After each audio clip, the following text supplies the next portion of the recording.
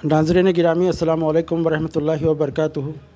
दुनिया के हालात आज हमको ये बता रहे हैं, पल पल की ख़बर हमको मिल रही है कि इस वक्त एक मुल्क के ऊपर जो बातिल क़ुव्वतें हैं वो आपस में इत्तेहाद के ज़रिए से टूट पड़ने वाली हैं, और एक ऐसे मुल्क को जो इस्लाम का नाम लेता है, और एक ऐसे मुल्क को जो अल्लाह पर ईमान रखता है, और एक ऐसे मुल्क को अपने आप को रसूल अरबी सल्लल्लाहु अलैहि वसल्लम का उम्मती कहता है, उस पर टूट पड़ने के लिए तैयार हैं, बल्कि टूट पड़ने के बिल्कुल क़रीब हैं।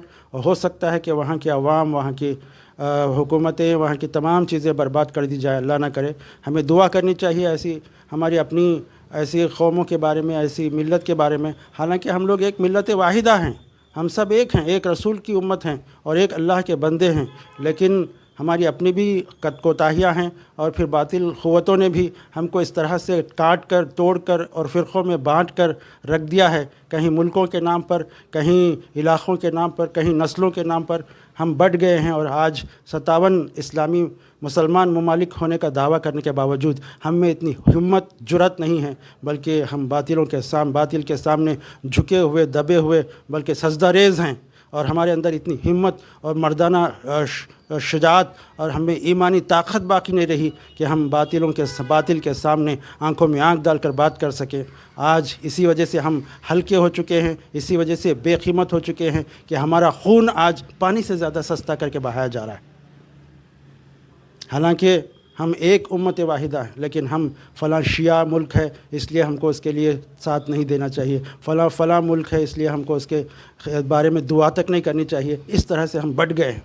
हालांकि ये लोग जो हैं अल्लाह का नाम लेने वाले और अल्लाह के रसूल की उम्मत में हैं, हम सब एक भाई हैं। अगर ये जज्बा, ये जोश और ये इरादा और ये हमारा ये फ़हम जाग जाए कि हम सब एक हैं और हम मुत्तहिद होकर बातिल का मुकाबला करें, दुनिया की कोई क़ुव्वत हमको हरा नहीं सकती, हमको पीछे ढकेल नहीं सकती, हमारा खून बहा नहीं सकती। लेकिन अफसोस ये बात है कि हमारे अंदर ईमानी हरारत बाकी नहीं रही और अल्लाह के ऊपर तवक्कुल बाकी नहीं रह गया, जिसकी वजह से आज बातिल क़ुव्वतों के ऊपर इन्हिसार करने से आज किसी के अंदर इतनी हिम्मत और जुरात नहीं है कि बातिल के सामने आंखों में आंखें डालकर बात करे और इसका मुकाबला कर सके। सिर्फ़ एक मुल्क है जो इस वक्त बातिल के सामने आंखों में आंखें डालकर बात कर रहा है और अपनी ईमानी हरारत और अपनी अस्करी ताकत के ज़रिए से वो चैलेंज कर रहा है बातिल क़ुव्वत को। हमें दुआ करनी चाहिए ऐसे लोगों के बारे में कि हमारे मुसलमान भाई बहनों की इज़्ज़त व आबरू, जान व माल की हिफाजत फरमाए, और फिर अल्लाह के इस दीन का नाम